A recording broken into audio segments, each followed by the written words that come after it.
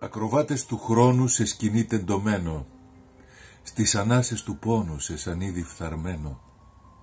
Ακροβάτες του πάθους, του σωστού και του λάθους, εραστές του ονείρου, ταξιδιώτες του απείρου. Ακροβάτες της μνήμης, της σκιάς και της φήμης, στην αλήθεια, στο ψέμα και φωτιά μες στο βλέμμα. Ακροβάτες του χρόνου, οι παλιάτσι του πόνου, τέτοιοι είμαστε εμείς, οι ηθοποιοί της σκηνής, πειρατές της ζωής.